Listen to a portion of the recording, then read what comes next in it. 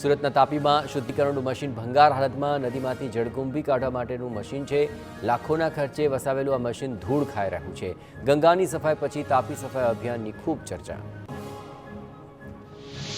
બનાસકાંઠાના અંબાજીમાં દાંતામાં બાળક સાથે સૃષ્ટિ વિરુદ્ધનું કૃત્ય.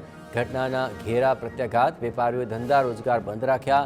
લઘુમતી સમાજના આરોપી વિરુદ્ધ કડક કાર્યવાહીની માંગ. ખેડાના સુપ્રસિદ્ધ યાત્રાધામ ડાકોરમાં ગોમતી ઘાટ પર અમદાવાદના યાત્રાળુઓએ કરી સાફ સફાઈ. વિડીયો સોશિયલ મીડિયામાં વાયરલ. નિકોલથી આવેલી મહિલાઓ દર્શન કર્યા બાદ ગોમતી ઘાટે જતા ઘાટ ઉપર ગંદકી જોતા મહિલાઓએ જાતે જ સફાઈ કરી. જૂનાગઢમાં ગિરનાર પર્વત પર રોપવે સર્વિસ હાલ પૂરતી બંધ. ભારે પવનને કારણે રોપવે બંધ કરાયો. 61 કિલોમીટર પ્રતિ કલાકની ઝડપે ફૂંકાયો પવન. ઓનલાઈન ટિકિટ બુકિંગ પણ બંધ. રાજકોટમાં સ્ટેન્ડિંગ કમિટીની બેઠક રામવનની અંદર મળવાની છે, જ્યાં ઇતિહાસમાં પ્રથમ વખત આરએમસી બહાર રામવનમાં સ્ટેન્ડિંગ કમિટીની બેઠકનું આયોજન છે, જ્યાં વિકાસના કામોની દરખાસ્તને મંજૂર કરાશે. 25 તારીખે વડાપ્રધાનના હસ્તે ખાતમુહૂર્તને બહાલી અપાશે. વડાપ્રધાન નરેન્દ્ર મોદી 25 ફેબ્રુઆરી ગુજરાતની મુલાકાતે, જ્યાં દ્વારકામાં સિગ્નેચર બ્રિજનું લોકાર્પણ. 4 વર્ષથી કામ ચાલી રહ્યું હતું. 1000 કરોડના ખર્ચે બ્રિજને તૈયાર કરાયો.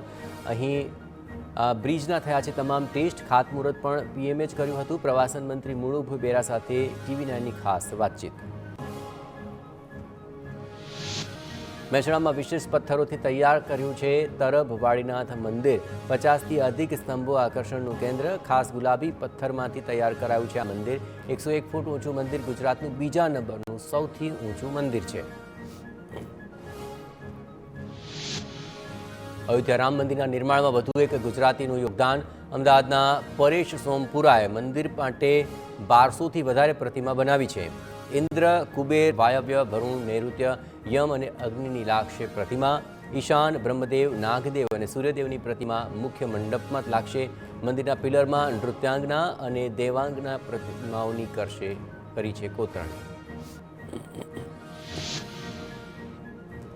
આજથી ધોરણ 12 સામાન્ય બોર્ડની મુખ્ય વિષય ફિઝિક્સ, કેમેસ્ટ્રી અને બાયોલોજીની પ્રેક્ટિકલ પરીક્ષાનો પ્રારંભ. અમદાવાદમાં 26 કેન્દ્રો પર 8600 વિદ્યાર્થીઓ માટે પરીક્ષાનું આયોજન. ગુજરાતમાં 70,000 વિદ્યાર્થી સાયન્સની પ્રેક્ટિકલ પરીક્ષા આપી.